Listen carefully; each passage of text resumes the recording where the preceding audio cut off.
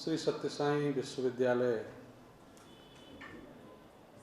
कर्नाटक और काशी हिंदू विश्वविद्यालय भारत अध्ययन केंद्र द्वारा आयोजित वेद वेदांग और उपवेद के महत्व पर आधारित इस द्विदिवसीय राष्ट्रीय संगोष्ठी के दूसरे सत्र में हम फिर से हाजिर हैं आपके सामने।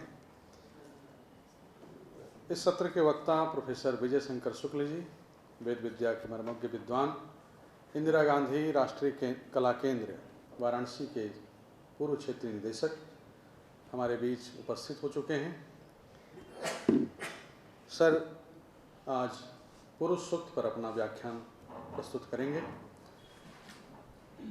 मैं भारत अध्ययन केंद्र से डॉक्टर ज्ञानेंद्र नारायण राय जी को आमंत्रित करता हूं कि सर को दुशाला और पुष्पगुच्छ प्रदान करते उनका स्वागत करें।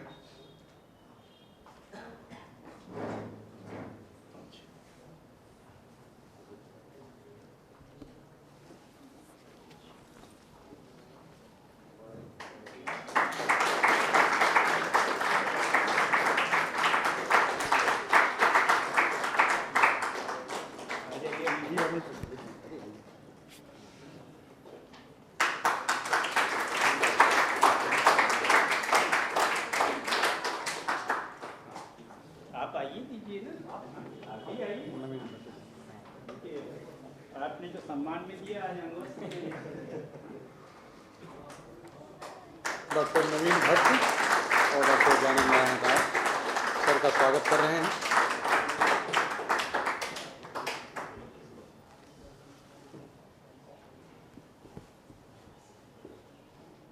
तो मैं आज के इस विषय पर उद्बोधन के लिए सर को सादर आमंत्रित करता हूं कि सर आएँ और अपना व्याख्यान प्रारंभ करें।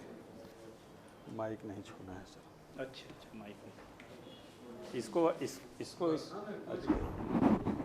नहीं, वहाँ तक नहीं पहुँच सकते ना, वो तो पुरुष है।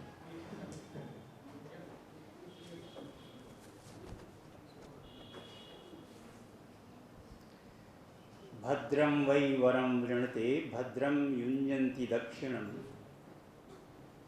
भद्रं वै वस्वते चक्षुर्बहुत्रा जीवितो मनः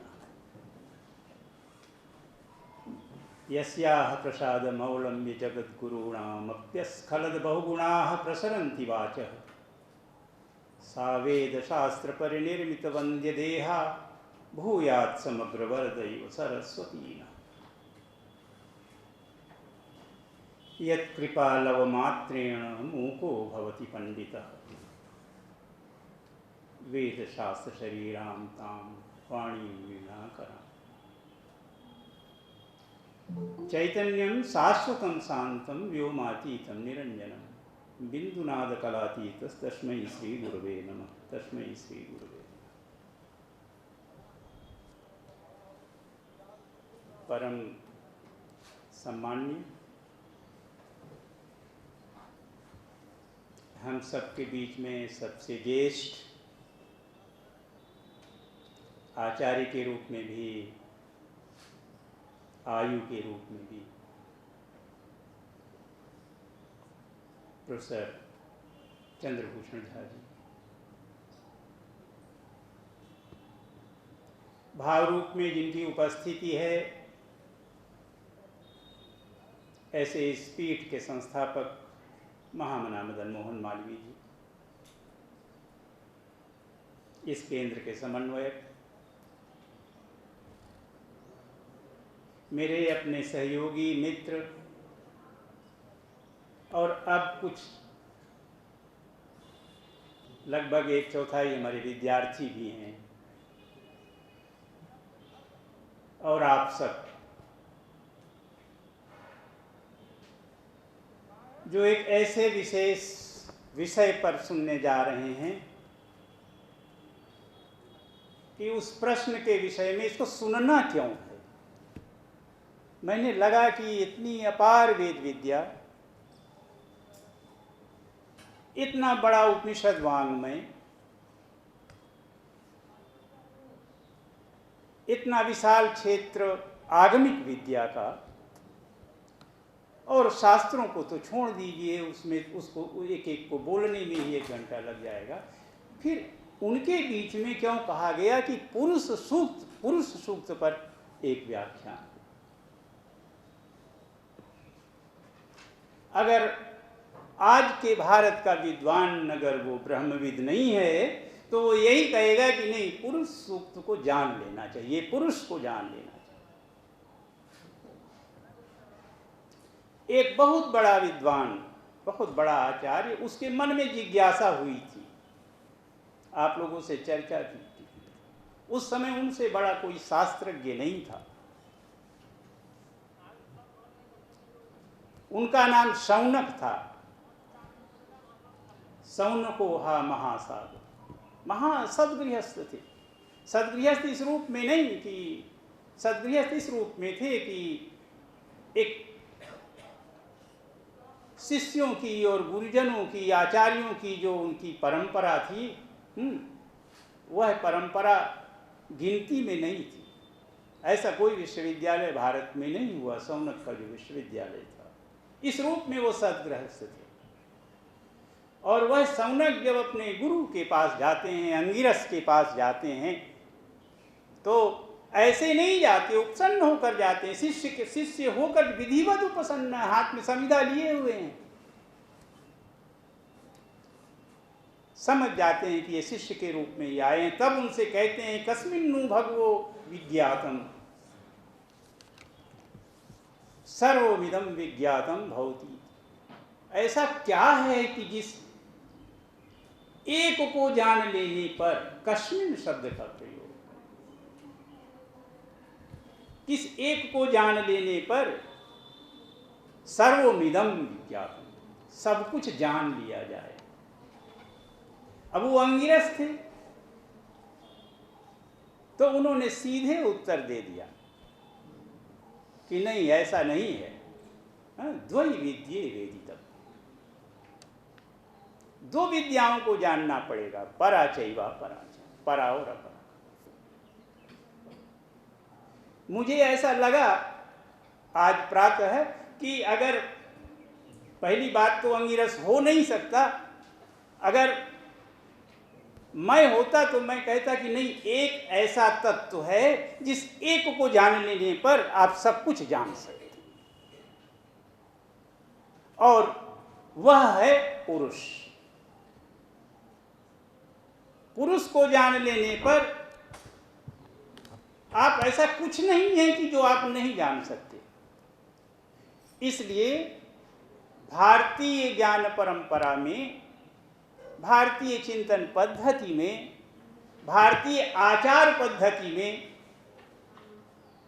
भारतीय संस्कार पद्धति में केवल एक ही अभिलाषा है, केवल एक ही अनुसंधान है, और कोई अनुसंधान नहीं है।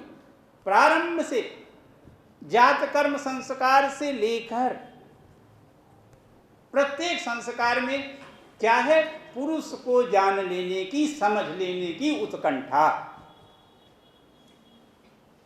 हम कभी नहीं सोच पाते, कभी नहीं जान पाते कि यह पुरुष सूक्त जो है वह किस रूप में हमारे आचरण में उपस्थित है।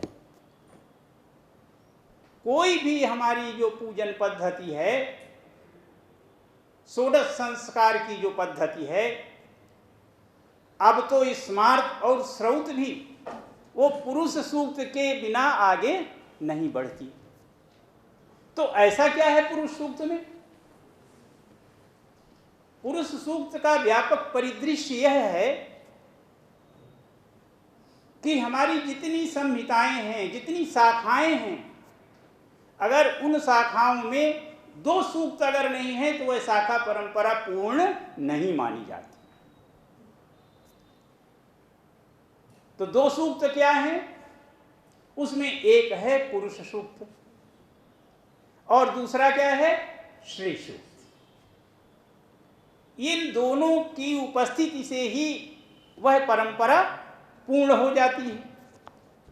तो हर शाखा परंपरा में हमारी सभी में, चाहे हमारी कृष्ण यजुर्वेद की परंपरा हो, हमारी शुक्ल यजुर्वेद की परंपरा हो, हमारी ऋग की परंपरा हो, साम की परंपरा हो, सभी में पुरुष सूक्त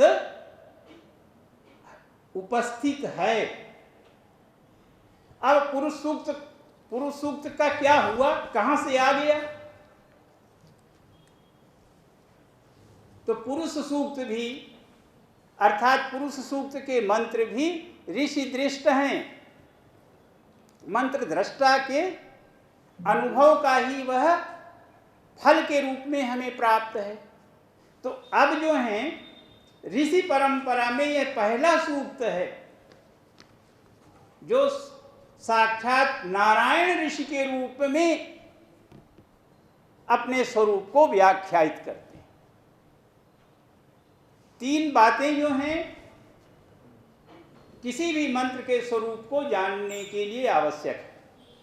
हमारे छात्र बहुत जो हिंदू अध्ययन के हैं वो अच्छी तरह से जानते हैं कि अगर तीन तत्व अगर आप नहीं जानते तो मंत्र के स्वरूप और मंत्र से प्रार्थना नहीं कर सकते आप। स्वरूप जानने की बात जाने दीजिए। तो वह स्वरूप क्या है? पहला है ऋषि। ऋषि इसलिए है कि वो क्रिएटर है, उसने अपनी अंतस चेतना में उस मंत्र विशेष का साक्षात्कार किया है अंतरचक्षु से। तो एक शरीर जो मंत्र का है वह ऋषि के अंतस चेतना में है। दूसरा जो स्वरूप हम लोग देखते हैं वह उसकी वाक चेतना का फल है। तो जो मंत्र का ऋषि है वह प्रधान तत्व है। फिर क्या है कि वो किसके विषय में वो प्रस्तुत कर रहा है अपना विषय।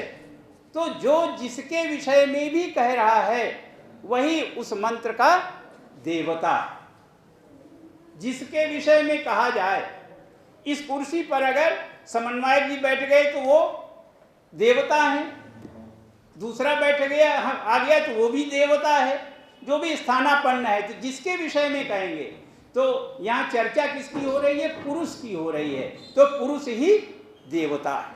नारायण ऋषि है, पुरुषो देवता।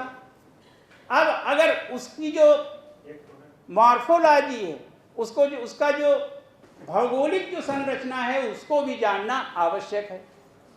तो उसको हम लोग क्या कहते हैं अपनी भाषा में? छंद। हाँ, इस कमरे का छंद है। छंद का हम जो बाह्य इसकी दीवारें हैं वो क्या हैं? छंद हैं। हम उसका अतिक्रमण नहीं कर सकते। मंत्र जो है अपने छंद में आबद्ध है, उससे आगे नहीं जा सकता। तो ऋषि देवता छंद।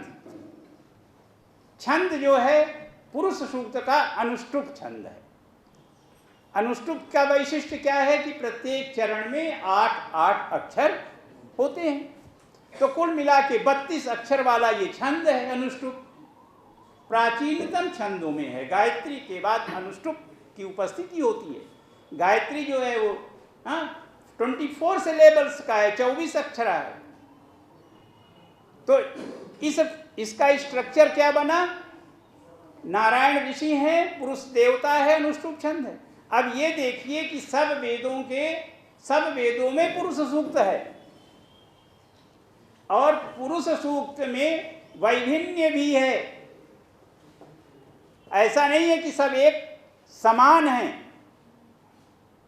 अब इसको तात्विक रूप से समझने की ये आवश्यकता है। क्यों आवश्यकता है?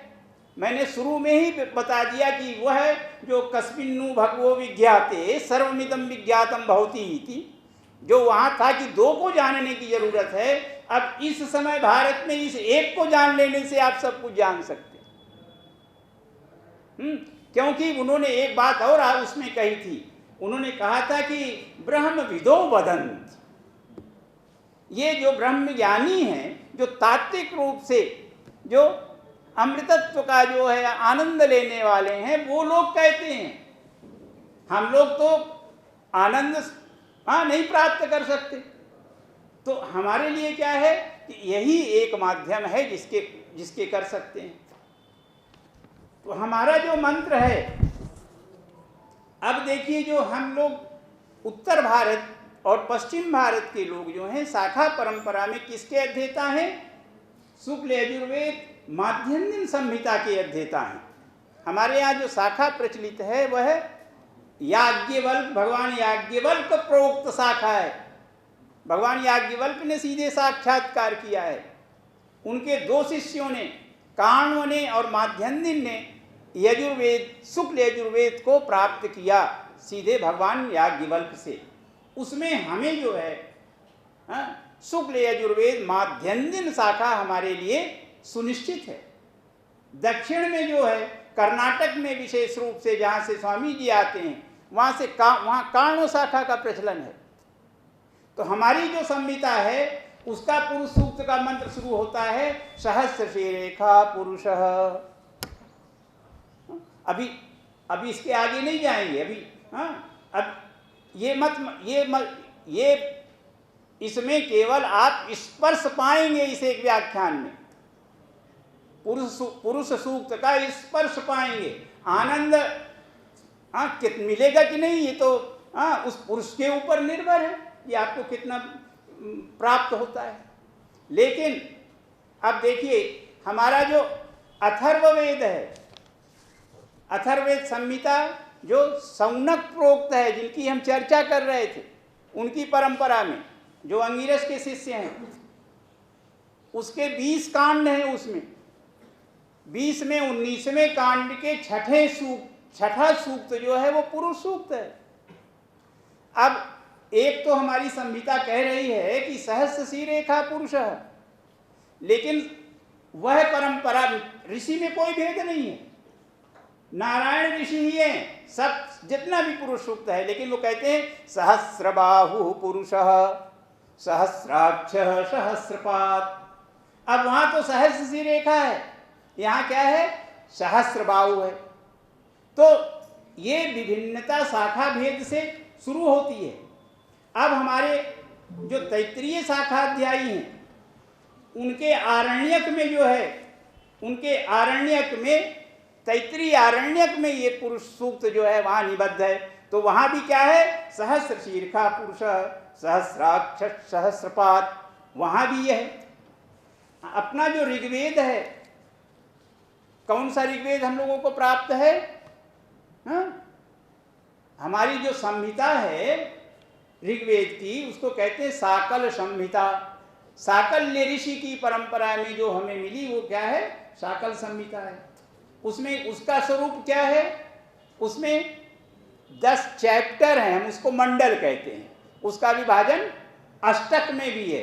तो 10 मंडल के जो 90 सूक्त है उसमें पुरुष सूक्त जो है संग्रहित है। अब वहाँ भी जो पुरुष सूक्त हमें मिल रहा है वह भी जो है उसमें भी पाठ भेद में अंतर नहीं है। वह भी कहाँ से शुरू हो रहा है? सहस्र रेखा पुरुष से। तो अब ये जो ये मंत्र के स्वरूप में, स्ट्रक्चर में, संरचना में जो अंतर दिख रहा है, इस अंतर का जो तात्विक विवेचन है उसमें कोई अंतर नहीं है। उसकी जो व्यापकता जो है वह क्या है? किस लिए है? कि वो अनंत का जो है द्योतक है, अनंत को बताने वाला है।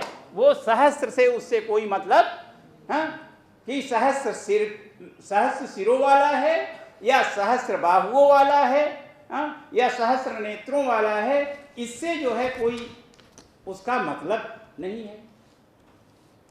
तो किस चीज से मतलब है उसका? ये है कौन जो है जिस पुरुष के बारे में अच्छा, ये ऐसा नहीं है। जिसने भी इस वर्कशॉप में रखा, मैं विशेष रूप से मतलब अगर कहें तो उनको बधाई देने के लिए अनुमति चाहता हूँ कि एक इतने शॉर्ट पीरियड में भी पुरुष सूक्त को रखा गया, क्योंकि ये समस्या जो है वो बहुत प्राचीन समस्या है। अपना प्रश्नोपनिषद जो है, प्रश्नोपनिषद में ये समस्या उपस्थित हुई थी। उसमें जो भारद्वाज का पुत्र जो सुकेशा भारद्वाज है, प्रश्नोपनिषद का जो छठा प्रश्न है, उस छठे प्रश्न में वह भी वैसे ही पहुंचा था, लेकिन वो सौनक जो है सीनियर के पास पहुंच गए थे। हाँ, साक्षात जो एक तरह से ब्रह्म स्वरूप से भगवान अंगिरस, उन्हीं के शिष्य थे भगवान पिप्पलाद जो हैं। तो वो पिप्पलाद के पास पहुंच जाते हैं और 1 वर्ष के बाद अपना प्रश्न रखने को उनके लिए उनको अनुमति मिलती है। हाँ, 1 वर्ष उनके आश्रम में निवास करते हैं और फिर उनका क्यू में 6ठा नंबर है। हाँ, जब क्यू में नंबर आता है तो उनका प्रश्न क्या है? उनका प्रश्न जो है सीधा सीधा था कि मेरा प्रश्न ये है कि कौशल देश का राजकुमार हिरण्यनाभ जो है वो मेरे पास आया था गुरुवर, और आते ही उसने यही प्रश्न किया था कि षोडश कलम पुरुषम भारद्वाजम वेत्थ, षोडश कलम पुरुषम भारद्वाजम वेत्थ। हे सुकेशा, क्या तुम उस 16 कलाओं वाले पुरुष को जानते हो? तो सुकेशा ने कहा कि नहीं गुरुजी, मैंने तो देखिए, मैं तो झूठ बोल नहीं सकता था, क्योंकि झूठ बोलता तो जो था वो भी समाप्त हो जाता। तो मैंने कहा कि बहुत ही बढ़िया है, तम कुमारम अब्रुवन नाहम इमम वेद। सीधे से नहीं, हिरण्यनाभ, मैं तो नहीं जानता इस 16 कलाओं वाले पुरुष को। तो वो क्या हुआ, वो अपने रथ पर बैठा और चला गया।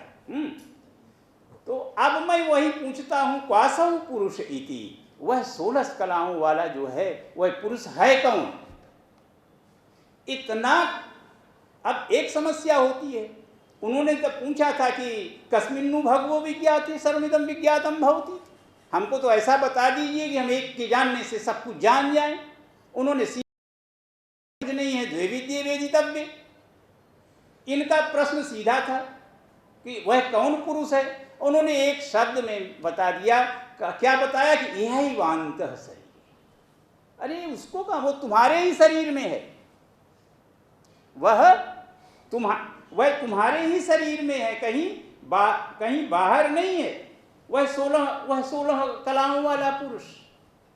इस पुरुष की 16 कलाओं से भारतीय विद्या का प्रत्येक अनुशासन निकलता है। अगर इस पुरुष को नहीं जानते हैं तो भारतीय विद्या के किसी स्वरूप को नहीं जान सकते। ये तात्विक रूप से है कि जब ये अगर अभी समझ में आ रहा है कि हैवांतः शरीर, उस 16 कलाओं वाले पुरुष को जानने का किस किस स्थिति में होता है, तो किस रूप में वह 16 कलाओं वाला पुरुष जो है व्याप्त है। अब इस 16 कलाओं वाले पुरुष को जानने के पहले इसकी पूरी फैमिली को जानना पड़ेगा, क्योंकि अगर उसका कोई स्वरूप नहीं है, उसका कोई व्यापार नहीं है, तो उसकी उपस्थिति से क्या फायदा। तो उसकी उपस्थिति कहाँ से होती है। तो शाब्दिक रूप से ये बात जो है वह पिप्पलाद ने बता दी कि वह इसी शरीर में है। अब इस शरीर के कारण उसको पुरुष क्यों कहते हैं,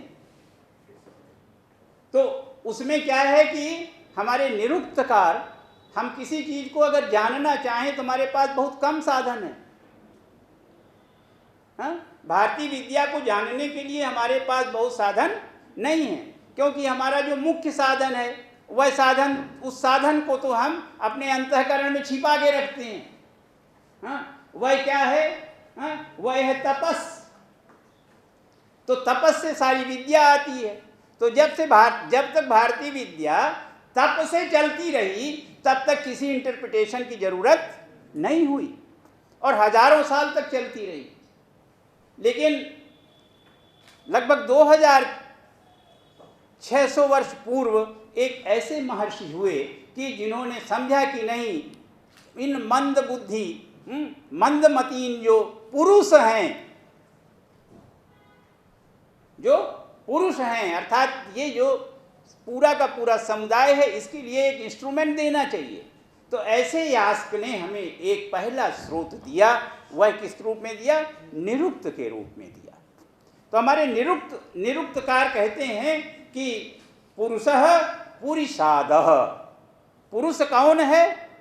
जो पुरी अर्थात नगर में बैठा हुआ है, विराजमान है, वह क्या है? पुरुष है।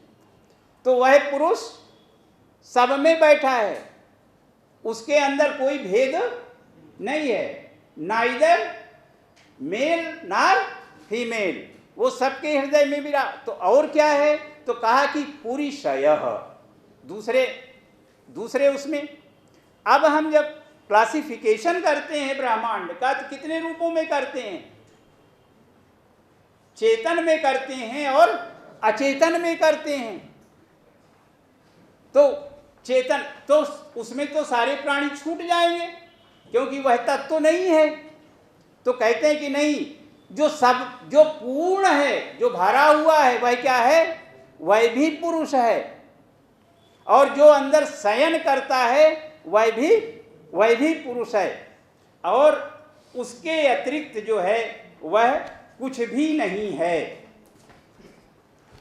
तो ये भी कहते हैं कि वही जो है वह क्या है? वही आदि तत्व है, वही आदि तत्व है, आदिम है। अर्थात उसके पहले न कुछ था।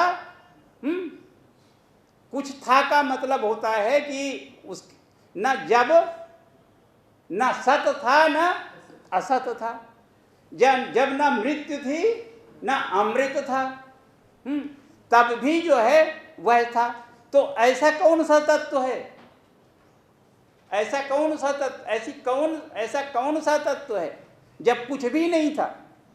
हाँ, अर्थात जब सत होता तो उसकी उत्पत्ति में कोई परेशानी भी नहीं थी। तो जो न सत है न असत है, तो ऐसा जो है, तो ऋग्वेद कहता है कि नहीं। आप ऋग्वेद के 10वें मंडल में उसके जो 72वें सूक्त में पढ़ेंगे जब जाएंगे, तो वहां कहते कि नहीं, पूर्व युग में क्या हुआ? असत से सत की उत्पत्ति हुई। तो किस रूप में हुई? तो अपना नाचती ये सूक्त कहता है कि नहीं कहता? क्या कहता है? हाँ,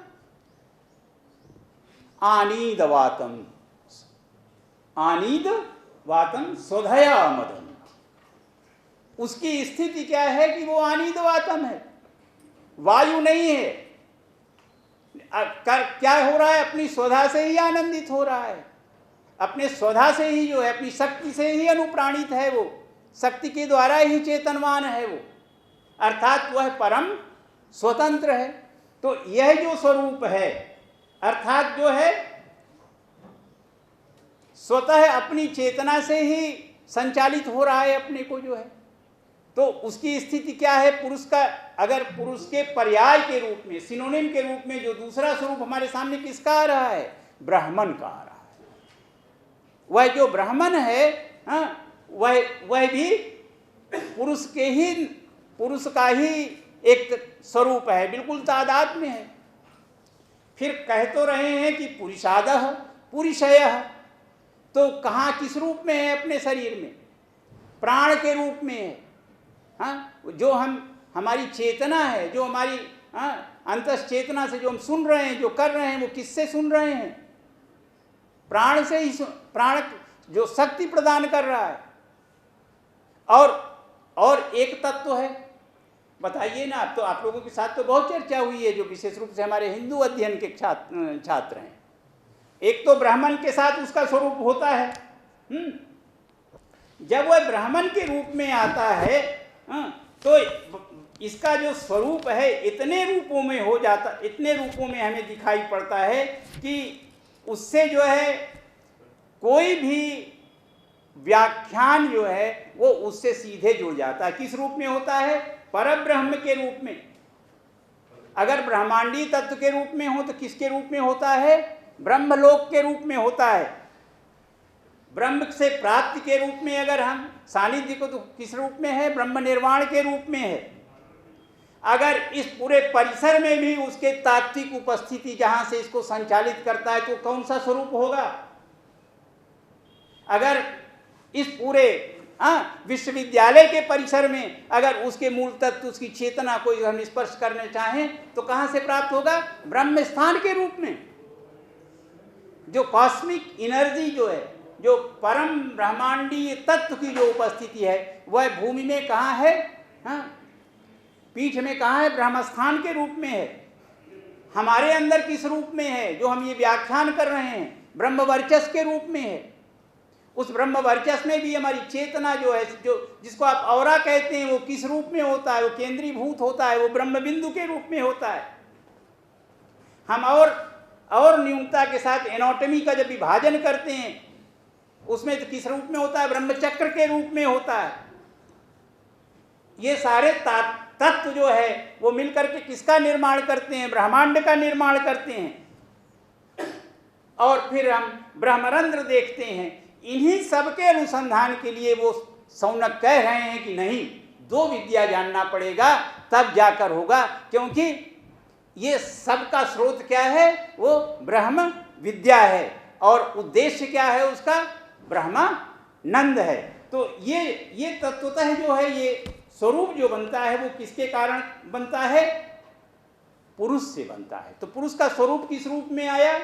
एक तो ये आया कि वो ट्रांसेंडेंट है, वो सबसे जो है सबको पार कर सकता है, जो है किसी के बंधन में नहीं है, विश्वोत्तीर्ण है उस रूप में। और सबकी सृष्टि भी कर रहा है। सृष्टि कर रहा है तो किस रूप में कर रहा है? विश्वमय के रूप में कर रहा है। तो अब धीरे धीरे इसका जो है एक लेवल बनता गया। लेवल क्या बन गया? कि जो ब्रह्म का कार्य है वह कार्य एक सीमा तक है। ब्रह्म का कार्य क्या है? कि वो अपना स्वरूप उपस्थित करना। ब्रह्म निष्क्रिय हैं। उनका जो स्वरूप है किस रूप में है? प्रजापति के रूप में है, ब्रह्मा के रूप में है। अगर ये दो स्वरूप ना हो तो पूर्णमदा पूर्णमिदम का स्वरूप कैसे आएगा? सारे लोग मंत्र पढ़ते हैं ना, पुरुष की व्यापकता देखिए क्या है? पूर्णमदा पूर्णमिदम पूर्णात् पूर्णमुदच्यते पूर्णस्य पूर्णमादाय पूर्णमेवावशिष्यते। तो उस ब्राह्मण से जो प्रजापति का स्वरूप है क्या है? कि जब मैंने कहा कि आनीदवातम स्वधया मदंती, अपनी स्वधा से तो करते क्या हैं? तो उनकी जो शक्ति है, जो प्रकृति का कार्य है, सांख्य दर्शन का जिससे विकास होता है, तो क्या करते हैं वो? एको हम बहुश्याम, एक से मैं अनेक हो जाऊं। वो अनेक का मतलब अनेक ब्रह्म या प्रजापति की उत्पत्ति नहीं है। अगर बहुत तो ये अच्छा, अपने जो वाक्य हैं, अपना जो तात्विक स्वरूप है वो हमेशा वेद से प्रमाणित होना चाहिए। तो हमें प्रमाण कौन दे रहा है? प्रजापति ही दे रहे हैं। अगर ऋग्वेद के दशम मंडल के 121वें सूक्त में जाएंगे तो क्या है? वह भी हमारे जीवन में घुला हुआ है। हिरण्य गर्भः समवर्तताग्रे भूतस्य जातः पतिरेकासीत् सदाधार उसने धारण किया। पहली उसकी जो रिस्पॉन्सिबिलिटी थी पूरे ब्रह्मांड को, जो है, जो ब्रह्म की जो का सब्स्टिट्यूट कहिए या ब्रह्म का जो कार्य ब्रह्म के रूप में कहिए, उनका पहला कार्य का था धारण करना था। किसको? द्युलोक को धारण करना था, अंतरिक्ष को धारण करना। सदाधार पृथ्वी द्यामुते माम कस्मै देवाय हविखा विधेम। उसके अतिरिक्त हम किसकी उपासना करें? हम जिसकी उपासना, जिसके प्रति हमें हमेशा ध्यानस्थ होना चाहिए, उसकी उपासना का मार्ग कहाँ से मिलता है? हमें पुरुष सुख से मिलता है। तो वो हिरण्यगर्भ के रूप में आते हैं, तो वहाँ उनकी उपस्थिति होती है। तो ये जो पुरुष है हर व्यापक के रूप में, अब ये जो ब्रह्म हैं, जो प्रजापति हैं, ये जो हैं जब एक एक चेतन तत्व के बीच में के मध्य जो है कि उपस्थित रहते हैं, वहाँ उनका पर्याय नाम रूप क्या हो जाता है? पुरुष हो जाता है। अच्छा, वो पूरा चेतन अचेतन सब में है। अगर ना हो तो फिर ये कैसे कहें कि ईशावास्यम इदम सर्वम? ये समस्त कण कण जो है वो ईश्वर शक्ति से अनुप्राणित है, तो ये तो नहीं होगा। तो उनकी जो सार्थकता है, उनकी जो शक्ति है, वो सब में व्याप्त है। अब उसको एक एक तत्व के रूप में भी देख सकते हैं। अब जो पंच पुरुष की अवधारणा अलग अलग आती है, किस रूप में देख लीजिए आप। हमने पहले कहा कि षोडश कला के रूप में देख लीजिए। षोडश कला में जो 16वीं कला है वो परात्पर ब्रह्म की कला है। अमावस्या के दिन जो है, अमावस्या के दिन क्या होता है? चंद्रमा दिखाई देता है। तो कहाँ जा, तो अगले दिन तो फिर उपस्थित हो जाता है। तो वह जो है वह सारी कलाएं कहाँ चली जाती हैं? ब्रह्म में ही लीन हो जाती हैं। तो 16वीं कला जो है वो परात्पर ब्रह्म की कला है। वो हमेशा जो है उसी रूप में रहती, फिर नवीन, फिर वैसे ही प्रतिपदा के दिन, शुक्ल प्रतिपदा को फिर उसी दिन उसी रूप में उपस्थित हो जाती है। तो ये सारे जो एक एक तात्विक रूप से एक एक कण में पुरुष की उपस्थिति का जो है विज्ञान, ये पुरुष सूत्र के ही माध्यम से आरंभ होता है। अब इस पर अगर विचार करते जाएं, केवल इसके आध्यात्मिक उसमें करते जाएं, एक मंत्र है, अथर्ववेद में आया है कि किस रूप में है? इयं वेदी परो अंतः पृथिव्या अयम यज्ञो भुवनस्य नाभि। तो अब किस रूप में लेंगे आप जो है? तो इस पूरे ब्रह्मांड में, पृथ्वी में या और सूक्ष्मता में कहाँ से लेंगे? तो यज्ञ की वेदी में जो है वो केंद्र के रूप में भी वहाँ उपस्थित होता है। तो ये तात्विक रूप से ये किस रूप में आगे बढ़ा, कैसे सृष्टि का विस्तार हुआ, कैसे उसका स्वरूप बना, कैसे जो है स्वयं उस ईश्वर ने अपने को ही जो है ये समस्त सृष्टि में विभाजित किया। ये सारा का सारा जो स्वरूप है, अगर हमें जानने का, अगर सोचने का, समझने का हमारे अंदर अभिलाषा है, तो हम किससे जान सकते हैं? पुरुष सूक्त से जान सकते हैं। इसीलिए हमारे प्रत्येक संस्कार में, हमारे कोई भी ऐसा इसलिए प्रारंभ में हम अपने स्वरूप को ही उपस्थित करते हैं। क्योंकि वह जो हमारे अंदर विराजमान है, जो ब्रह्म के रूप में, परम शक्ति के रूप में, हम अपनी शक्ति को कैसे जागृत कर सकते हैं? जब उसका स्मरण करें। तो स्मरण करने के ये इस स्वरूप में जो है ये पुरुष सूक्त हम में सब तरह से व्याप्त है। अब सारी जिज्ञासा इसीलिए होती है भारतीय चिंतन में, जब भी कोई तात्विक जिज्ञासा होनी हो, क्योंकि पुरुष को पुरुष के रूप में समझ रहे थे, तो आपको लग रहा था कि ये पुरुष क्या है। इसके इतने सिनोनिम हैं जो है इस पुरुष के, कि अगर इस पर चर्चा करने लगे जो है तो पूरी की पूरी जो है सोशियोलॉजी इसमें आ जाती है। एक एक कुछ शब्द हमने देखे थे इसमें कि अब जो है एक शब्द आया जो है कि भगवान जो हैं काशी के परिप्रेक्ष्य में मुंडमाला क्यों धारण किए रहते हैं? मुंडमाला धारण करने का तात्पर्य क्या है? कोई डेकोरेटिव पीस है क्या? वो तो भगवती से जो है वो साक्षात हिमालय पुत्री हैं, जो है रत्नों का बढ़िया जो है माला प्राप्त कर सकते हैं, उसको पहनेंगे। लेकिन वो हैं क्या? वो साक्षात जो हैं क्या है? परम शिव हैं, परम ब्रह्म हैं, संपूर्ण सृष्टि को धारण करते हैं। तो धारण करने का प्रतीक क्या है? हर जीव का जो सहस्त्र सी रेखा है उसी को तो धारण करते हैं, उस रूप उसमें है। भगवान विष्णु को कहा गया पुरुषाद। पुरुषाद का अर्थ मालूम क्या होता है? आपने विश्वरूप का दर्शन किया होगा, टीवी में दिया होगा। ये एक तरफ से ग्रहण करते जा रहे हैं, दूसरी तरफ से आते जा रहे हैं, निकलते जा रहे हैं। तो वो क्या है, जो सबका भक्षण करने वाला है, जो पुरुष का भक्षण करने वाला है। हाँ, वो डिक्शनरी वाले नर भक्षक दे देते हैं, लेकिन पुरुष तो नर और स्त्री है ही नहीं है, सबका भक्षण करने वाला, इसलिए पुरुषार्थ है। राजा के लिए भी कहा गया, हाँ, जो अपने संपूर्ण पुरुष पर जो शासन कर लेता है, मतलब आत्मनियंत्रण कर लेता है। आत्मनियंत्रण मतलब एक एक प्राणी पर जिसका नियंत्रण है वो पुरुषेंद्र है, वो राजा के तात्पर्य में आया है। जो है बड़े तात्विक रूप से, अब अगर ज्योतिष में जाएं, कोई ज्योतिषी नहीं समझेगा, क्योंकि पुरुष को नहीं जानता। तात्विक रूप से पुरुष को न जानने से जो है, कहता है पुरुष ग्रह है। हाँ, सूर्य पुरुष ग्रह है। क्यों पुरुष ग्रह है? हाँ, क्योंकि वो क्या है, जगतस्थ सात। हाँ, सूर्य क्या है, स्थावर और जंगम की आत्मा है। सूर्य आत्मा जगतस्थ, तो वो आत्मा है, सबके अंदर प्रविष्ट है। तो जो प्रत्येक जो जहां पुरुष जो बैठा हुआ है, शयन कर रहा है, उसमें जो प्रविष्ट है वो कौन सा ग्रह है? पुरुष है। जो पूरी सृष्टि को जो बल प्रदान करता है, पोषण करता है, कौन करता है? मंगल करता है।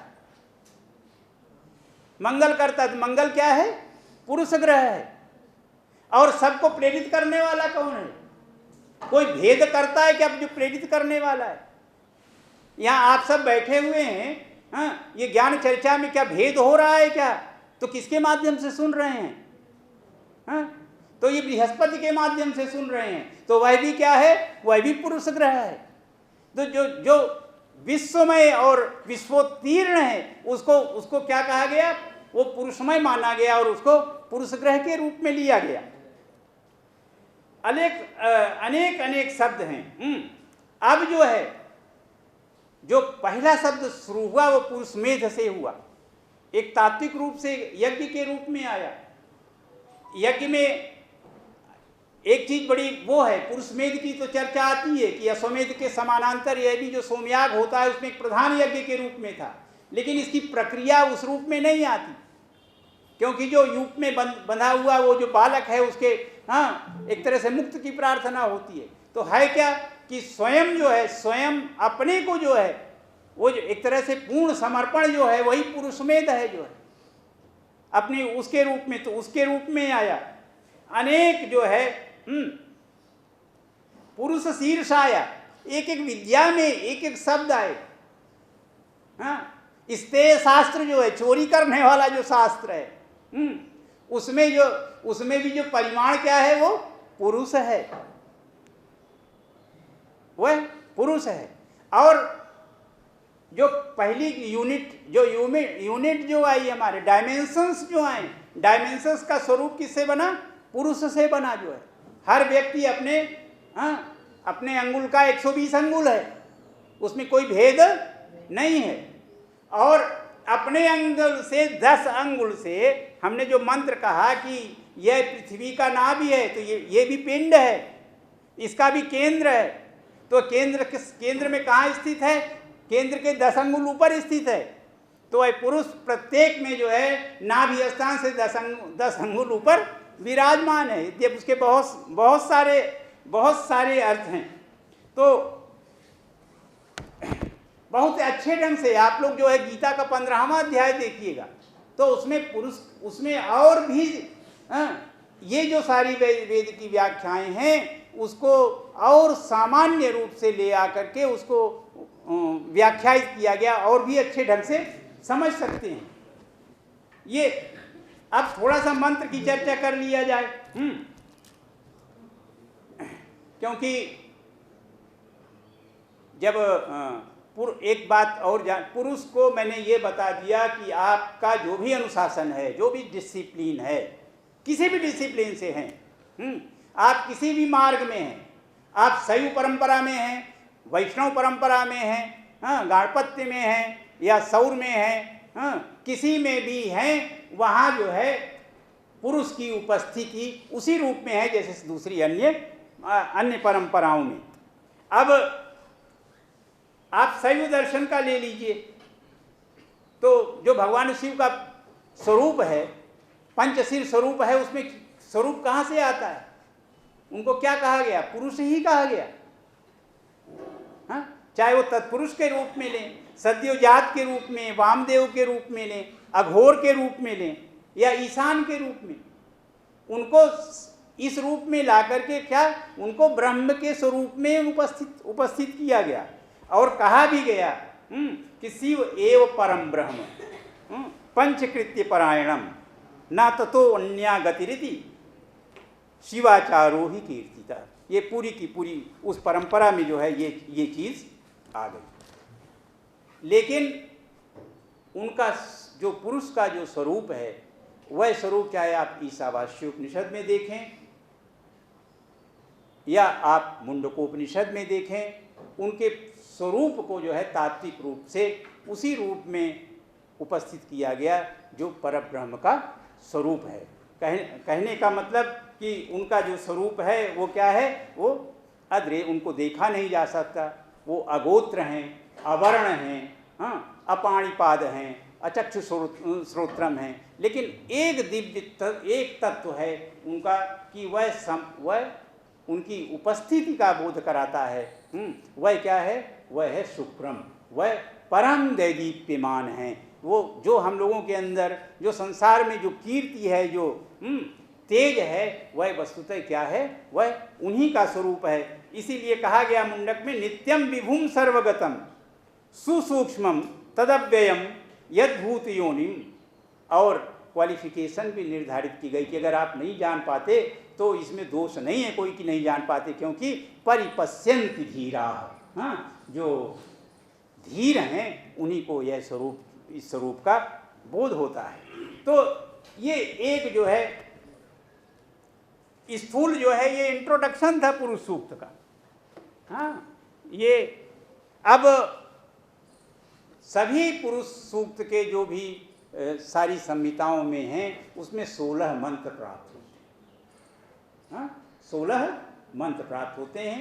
हमने आपको ऋग्वेद का भी बताया, वहाँ जा कर के आप अच्छी तरह, जिनको ज़्यादा जिज्ञासा है, ऋग्वेद 10-90 अर्थात दसम मंडल के जो 90 सूक्त है, उस पर सायणभाष्य व्याख्या जो पढ़ना उसको पढ़ सकते हैं जो है वहाँ पर। अथर्ववेद में 19वें कांड का 6ठा मंत्र है। जो तैत्रीय शाखा का देखना चाहें, भट्टभास्कर मिश्र की उसकी बहुत सुंदर टीका है, उस तैत्रीय आरण्यक में भी जाके देख सकते हैं। और हमारी जो शुक्ल यजुर्वेद की दोनों संहिताएं हैं, माध्यन्दिन और कांड, उसमें भी दोनों संहिताओं में पुरुष सूक्त महीधर उपभट्ट के भाष्य के साथ है। तो अंतर नहीं है। अगर हम कहें कि सहस्त्रबाहु पुरुष है, तो वह पुरुष का स्वरूप क्या है? वह अनंत है जो है, हाँ, सब में जो व्याप्त है जो है, प्रत्येक प्राणी में, हाँ, प्रत्येक प्राणी, ये जो तात्विक रूप से है वह चेतन और अचेतन दोनों के लिए है वस्तुतः, क्योंकि बिना उसकी उपस्थिति के कोई तत्व की उपस्थिति नहीं हो सकती।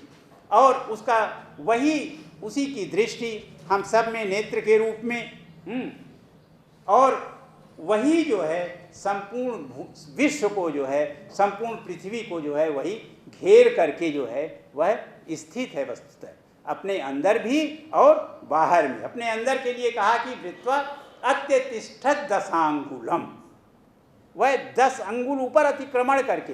अब इसकी व्याख्या में बहुत ज़्यादा अलग अलग मत हैं, लेकिन पारंपरिक रूप से जो मुझे प्राप्त हुआ और उसमें ये हुआ कि अपने इस भौतिक शरीर में जो है वो नाभि से 10 अंगुल ऊपर जो है, अर्थात हृदय स्थान के नीचे जो है, वह उस पुरुष की उपस्थिति है जो है। तो अब ऋषि कहते हैं कि पुरुष एवेदम सर्वम, जो भी कुछ है वह क्या है? वह पुरुष ही, जो कुछ है इस संसार में। मैंने कहा कि पुरुष को उस रूप में देखेंगे तो आपको समझने में कठिनाई होगी। अगर पुरुष को ब्राह्मण के रूप में देखेंगे, आत्मन के रूप में देखेंगे, प्राण के रूप में देखेंगे तो और अच्छी तरह से समझ सकते हैं। इन चारों में कोई अंतर नहीं है, इन चारों में कोई अंतर नहीं है। अब कैसे नहीं है? छांदोग्य में शायद कथा आती है, छांदोग्य में या बृहदारण्यक में, कि इस शरीर की जब स्थिति हो गई, इस क्यों हुई? ये अपने लिए नहीं हुई, जो पुरुष मेध की बात होती है, क्योंकि ये जो है, ये जो हम लोगों का जो शरीर है, ये देवताओं का निवास स्थान है। यह शरीर जब बनाया प्रजापति ने, तो हम ये नहीं बनाया कि हम लोग क्लास में आकर के पढ़ेंगे। सारे देव तत्व के लिए एक जगह चाहिए था, एक एबोर्ड चाहिए था। वो क्या बना? उन्होंने कहा नहीं, ये आदमी ठीक बना है, ये जानवर जो बना है, नहीं वो घोड़ा भी ठीक नहीं है, गाय ठीक है, लेकिन वो भी पूरी तरह ठीक नहीं है जो है, हाँ ये भी ठीक है, ये ठीक है सब, लेकिन ये बड़ा, ये पीस आपने अच्छा बनाया है, इसमें हम लोग जाकर इस गेस्ट हाउस में आनंद ले सकते हैं। तो उन्होंने कहा कि ये तो ठीक है, लेकिन इनका ये तो उच्छृंखल हो जाएंगे, सब आपस में जो है कंट्रोलर कोई होगा नहीं। अग्नि अपना काम करेगा, वायु अपना काम करेगा, इंद्र अपना कार्य करेगा, तो इनका कोई सामंजस्य नहीं होगा। तो इनको सामंजस्य के लिए भी किसी का होना जरूरी आवश्यक है। तो उन्होंने कहा इनके ऊपर कंट्रोल कौन करेगा? तो कोई एक के ऊपर दूसरा कर नहीं सकता है। अगर करता, हाँ एक ही सक्षम होता, तो जो केनोपनिषद में जो कथा आती है, हाँ देवासुर संग्राम के बाद की, तो अग्नि से ही काम चल जाता या वायु से ही चल जाता। तो न अग्नि से चला न वायु से चला, इंद्र भी नहीं देख पाए उसका, तो सामर्थ्य नहीं थी। तब ब्राह्मण ने खुद निश्चय किया कि मैं इस शरीर में जो है स्वयं प्रवेश करूंगा, हाँ स्वयं प्रवेश करूंगा। तो अब स्वयं प्रवेश करेंगे तो कहाँ से प्रवेश करें? उनके सामने हुआ, क्योंकि सब देवताओं को तो आवंटन हो गया था, हाँ सारा कोटा खत्म हो गया था कि दोनों कान में कौन रहेंगे, दोनों हाँ कहाँ रहेंगे, आँख में कौन रहेगा, सब के लिए जो है, हाँ ये एनाटॉमी का, इससे एनाटॉमी डेवलप हुई, आयुर्वेद शास्त्र डेवलप हुआ। ये केवल एक बात और जान लीजिए, हाँ कि कुछ भी वेद में है, हाँ वो 100 उसके पैमाना नहीं बता सकता कि उसकी सत्यता में कोई संदेह।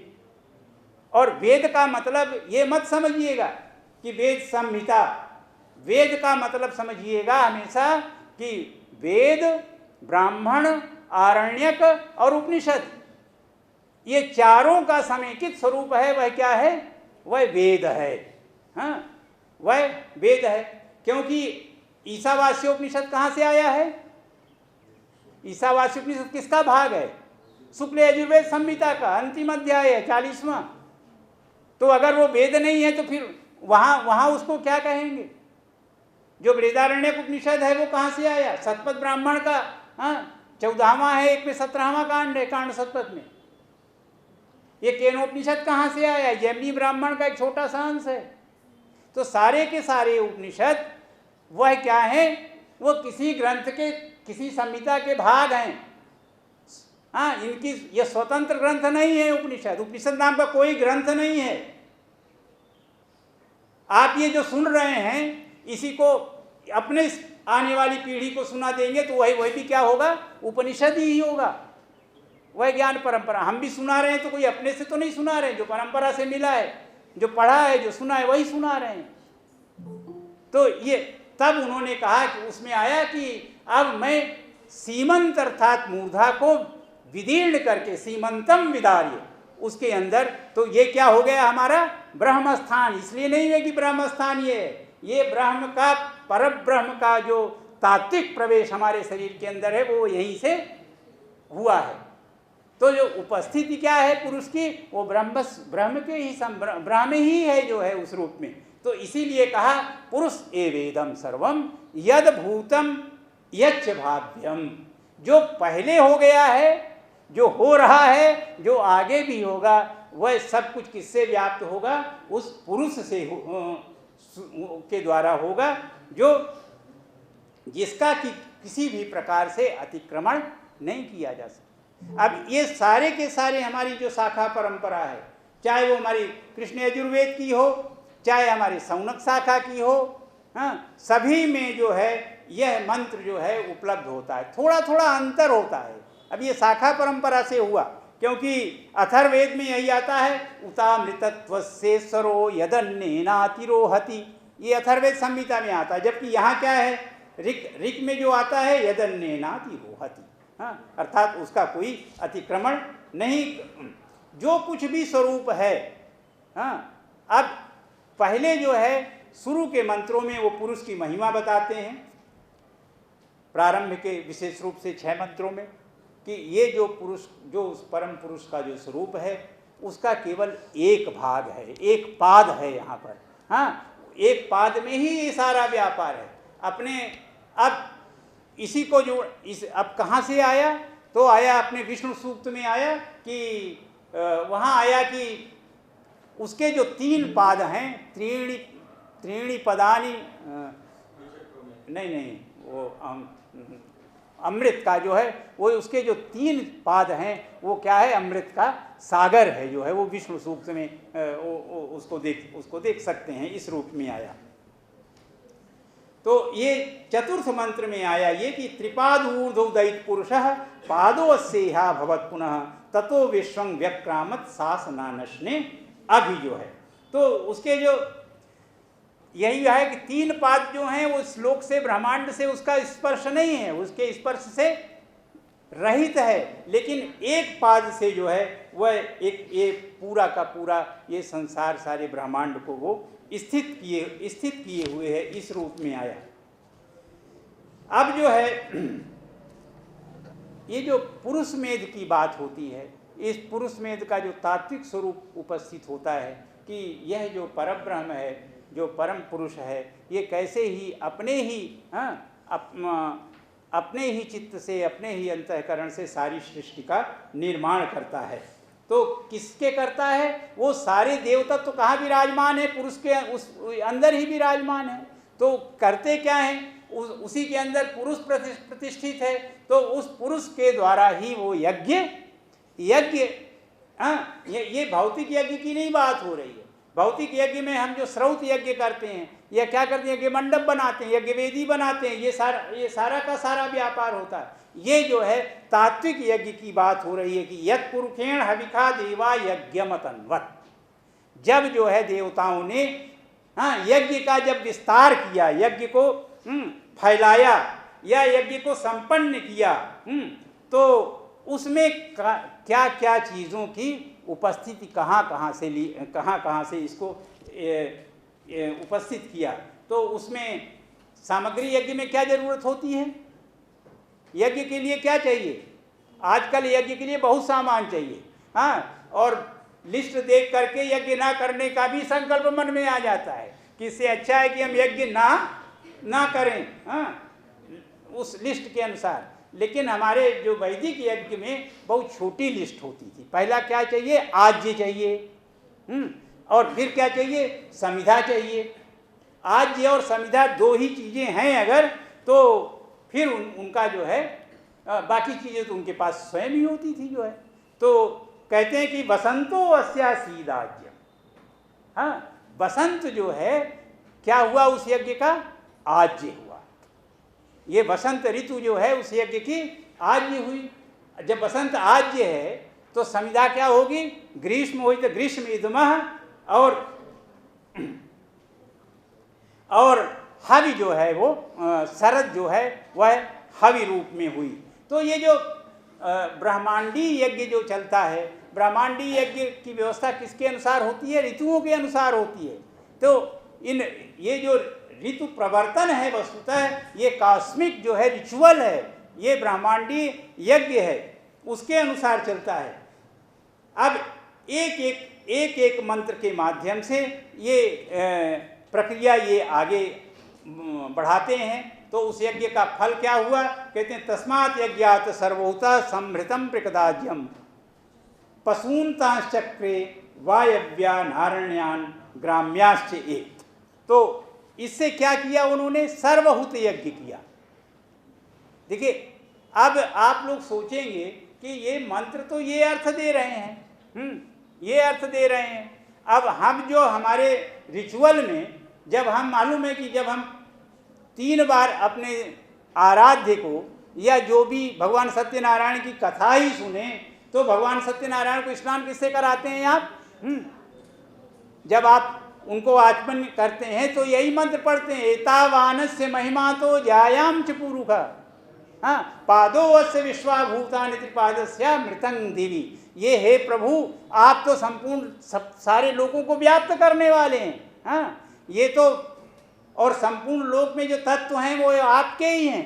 इसलिए उस तत्व से जो है, जल में क्या है कि रस है, सब कुछ है जो है, तो जितने तरह के रस होते हैं, जितने तरह के तत्व होते हैं, उसी में हाँ पंचगव्य मिलाते हैं तो है क्या कि वो पंच तत्वों की उपस्थिति जो है परम सुचिता के साथ, तो वो उनको ही अर्पण करते हैं, एक एक तरह से आज्य देते हैं उसमें। तो ये कारण है उनके स्तुति में कि हम लोग जो है वो पूजन में जो है इसका प्रयोग करते हैं। नवे कितना टाइम हो गया क्या? हाँ? अभी तो कितना देर चल रहा है? हाँ? अभी तो मतलब तीसरा चौथा मंत्र हुआ अभी नहीं, पूरा में तो बहुत देर लगा। अरे वाह, आप पूर्ण हो गया, पूर्ण हो गया।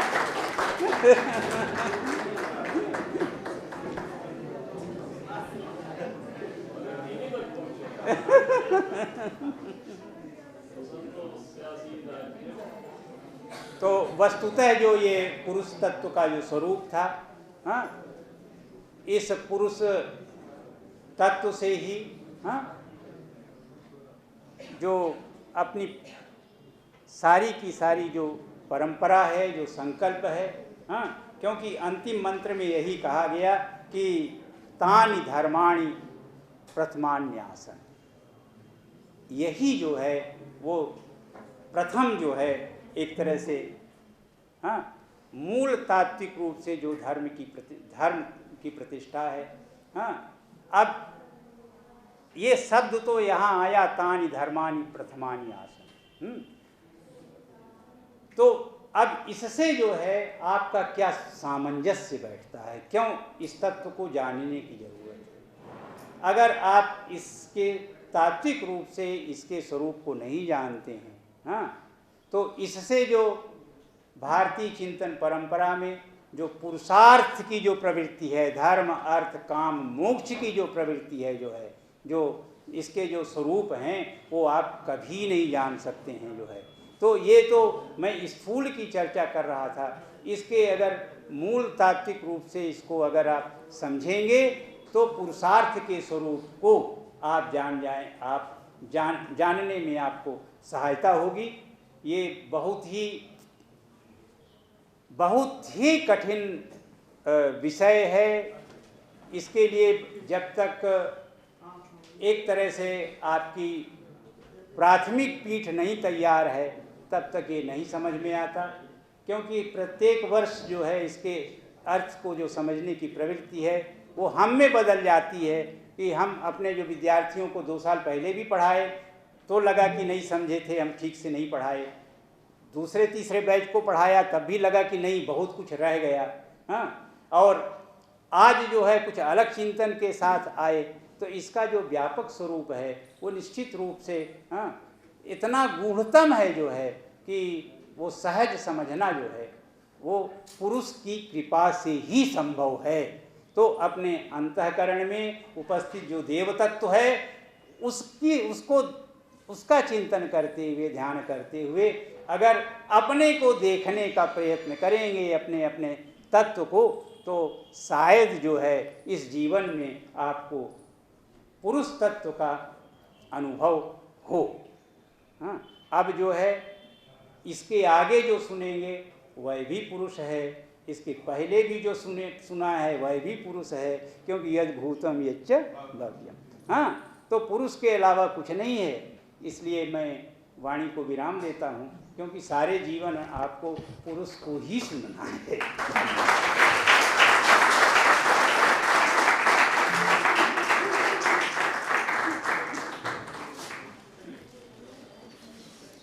धन्यवाद सर। अभी आप पुरुष सुख की विवेचना सुन रहे थे।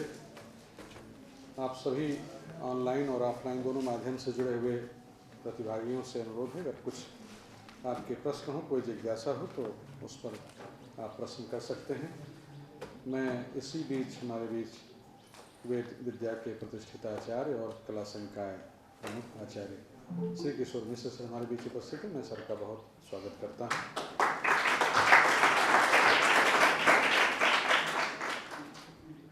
कोई प्रश्न ऑनलाइन या ऑफलाइन? लग रहा है इस गंभीर विषय को आप सब समझ गए हैं।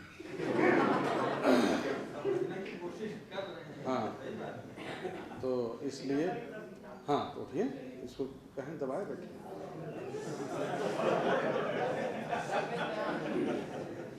हाँ, माना जाता है, इससे आपका क्या कहना है? जिसके मन में ये आता है वह ही प्रक्षिप्त।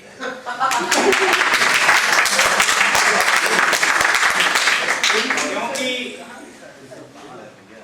वेद का अर्थ है स्वयं को जानना। अपने को जानने की सारी प्रक्रिया ही वेद है। तो अपने को जानने का जो स्वरूप अगर ऋषि बता रहा है, हाँ, तो आप अपने को नहीं जानते, इसलिए उसको प्रक्षिप्त कहते हैं। देखिए, ये पूरी की पूरी परंपरा जो है 3 पीढ़ी के बाद भी जो है कुछ नहीं समझ में आता। आप लोगों का आज सौभाग्य है कि पूरी 150 वर्ष की जो ज्ञान की परंपरा का जो निचोड़ है वो सुनने को मिलेगा। अभी आने वाले भारत को नहीं मिलेगा, ये यही मिल सकता है। अभी जब आचार्य मिश्र जी का सुनेंगे तो मैंने इसीलिए कह दिया कि वेद ब्राह्मण आरण्यक उपनिषद में जो कुछ भी है वेद है। वाल्मीकि रामायण भी वेद है। क्यों वेद है? वेद का स्वरूप क्या है? अनंत है, सत्यम ज्ञानम। तो पहली प्रतिज्ञा क्या करते हैं वो महर्षि वाल्मीकि? उनको आशीर्वाद मिलता है कि जो भी कुछ है रामायण में उसमें असत्य कुछ भी नहीं होगा। तो अपने पूरी शास्त्र परंपरा में रामायण तक, महाभारत की बात नहीं करता। हाँ, रामायण भी ऋषि प्रोक्त है। हाँ, वो डिक्टेशन बद्ध नहीं है। तो कहीं कुछ भी जितना पढ़ा, पहली चीज ये है केवल पारंपरिक को पढ़िए। अगर वेद को समझना है, भारत को समझना है, तो आप किसी सेकेंडरी और फॉरेन राइटर्स को आप कूड़े में डाल दीजिए। मेरे पास ऐसा कोई ट्रांसलेशन नहीं है जो नहीं है। हाँ, लेकिन उनमें कमी है, तो कमी यहाँ की तपस्या की है। बिना तपस्या के ये अपना ज्ञान नहीं मिलता है। तो इसको भ्रम निकाल दीजिए। हाँ, अब जिसने जो है अथर्ववेद नहीं पढ़ा है, हाँ, वह आध्यात्मिक तत्व के चिंतन को जान नहीं सकता, समझ नहीं सकता। और जब आप बाहर वाले को पढ़ेंगे तो पढ़ेंगे कि इसमें तो जादू है, टोना है, टोटका है। भारतीय एनाटॉमी को पढ़ना है तो अथर्ववेद से समझना पड़ेगा आपको। मेडिकल साइंस नहीं समझा सकती है, किस रूप में समझेंगे? तो अपना जितना भी है, अगर पारंपरिक जो हमारे भाष्यकार हैं वो गुरु हैं, हाँ, उनको गुरु मानकर हाँ कहिए कि खोल दीजिए, थोड़ा हम समझ जाए जो है। हाँ, बड़ी मंद बुद्धि है। हाँ, व्यास जी ने यही किया। हाँ, कि एक ब्रह्म को 4 भागों में बांट दिया। वेद माने ब्रह्म, जो ब्राह्मण का स्वरूप है।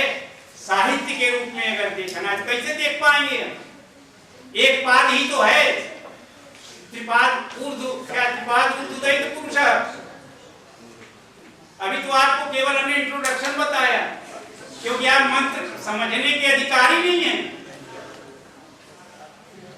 अधिकार नहीं है, अधिकारी तो क्या है? वेदांत दर्शन में जाएंगे पहले ही कह देते सदानंद योगी, विधिवत विधिवत हित वेद वेदांत। एक सूक्त पढ़ ले तो भी शायद गुरु पढ़ा दे तो अधिकार हो जाए। इसीलिए मैंने सोचा कि आपको मंत्र में प्रवृत्त नहीं करूंगा, लेकिन मुझे डर, हमारे अपने भी तो शासक हैं, ब्राह्मण हैं, यहाँ के समन्वयक जी कह रहे ये तो टेक्स्ट हुआ ही नहीं कि क्या तुम सूक्त बोल रहे।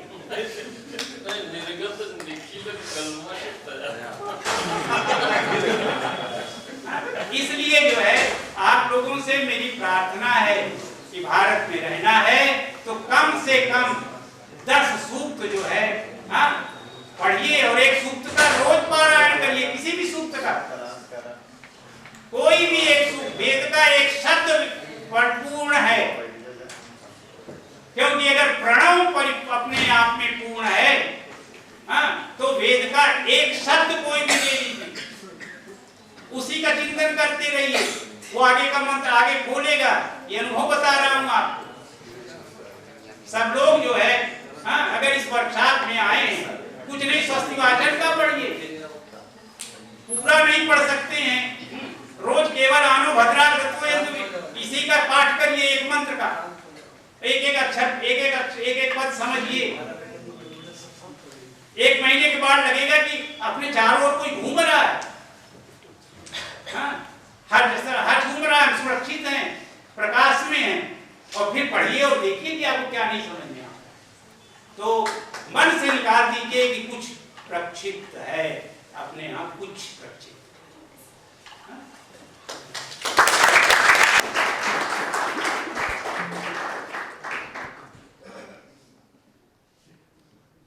कुछ कहना चाहते हैं?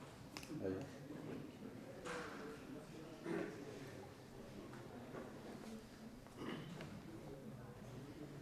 पंखा मैंने चलाया था व्याख्यान के पहले। एक ही बात कहनी है कि सच में सौभाग्यशाली हैं आप लोग जो बैठे हैं। बात नहीं समझ में आ रही है, युवापन का ये अपना तरीका है।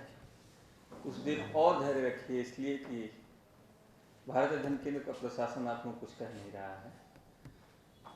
हमारे अभिभावक, इस पूरे संकाय के अभिभावक यहाँ बैठे हुए हैं। मानसिक रूप से आप लोग तैयार हो जाइए कि सच में मैं सौभाग्यशाली हूँ कि आज सुनूंगा, इसलिए कि हमारे मित्र महोदय कुछ कड़े शब्द आपको कहते हैं, मैंने हस्तक्षेप किया। धैर्य बनाए रखें और आनंद ले सकें। वो तो कह रहे हैं कुछ दबा के मत रखिए।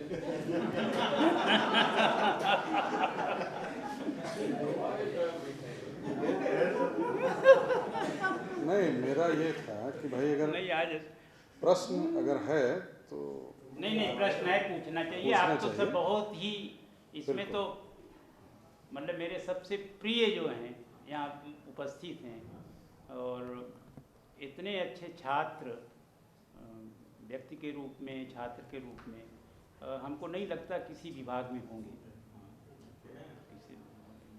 और यह वाकई सच कहा सर ने कि यह हम ही लोग जब तक हैं तब तक यह वेद और ये सब इन चीज़ों पर चर्चा हो जाएगी। इसके बाद कहाँ किसी को कोई मिलेगा ही नहीं बताने वाला, तो आप पढ़ेंगे लिखेंगे कहाँ से। बहुत आनंद से आता हूँ सर यहाँ इन लोगों के, जब भी मौका देते हैं वेद जी। तो इस सुंदर व्याख्यान के लिए सर के प्रति आभार हम दोनों संस्थाओं की ओर से करते हैं।